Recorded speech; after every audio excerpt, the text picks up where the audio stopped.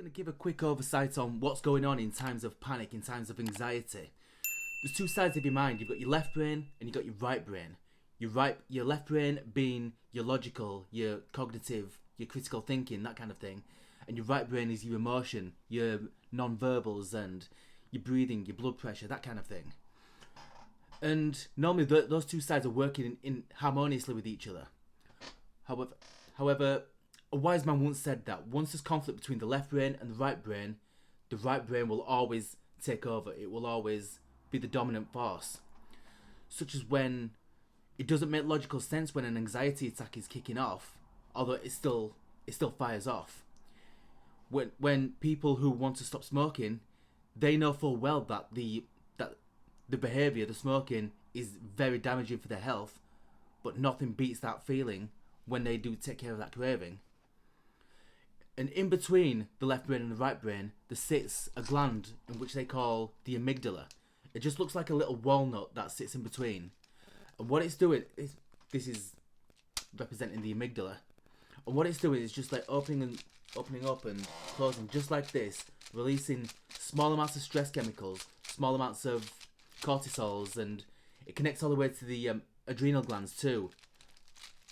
And this is a good thing. Helps us take care of business. It helps us to function in our day-to-day lives. And this is a good thing. Although in times of emergency, times of panic, it fires off wide, releasing tons of stress chemicals, dumps a whole bunch of adrenaline into your body. And once you return to a place of safety, this reduces back to normal. However, when this is doing a little too frequently, a little too often, it gets rather vulnerable. All that takes is like for something traumatic to happen, and then it just slides its way inside of the amygdala. This thing can't close properly, but it still releases the stress chemicals, dumps the adrenaline into your body, and it's not until you can go back to that place of safety a short while back when this returns back to normal. However, because this thing is stuck inside, it's a little bit more vulnerable, it's a little bit more prone to widening up again and staying open and having a hard time closing down. So the work that I do is a negotiation of sorts with your subconscious.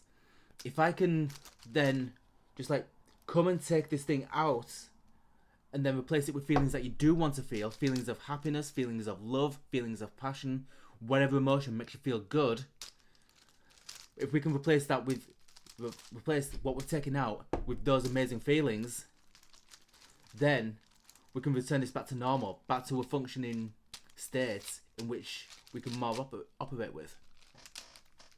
And it's also worth noticing that when the anxiety is at its widest and it's staying like this for a while, mainstream advice gives out that breathing exercises is the way to, taking deep breaths is how to reduce this.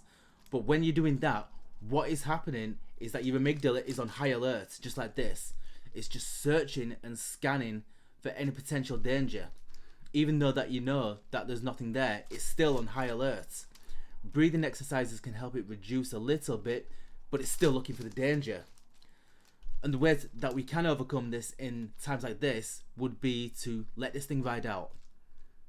Yeah, it's gonna suck. It's gonna really be really painful for that time being, but once it's ridden out and then it's just reduced, and then you can go to that place of safety, that place where we can get to a place where we can then work with this.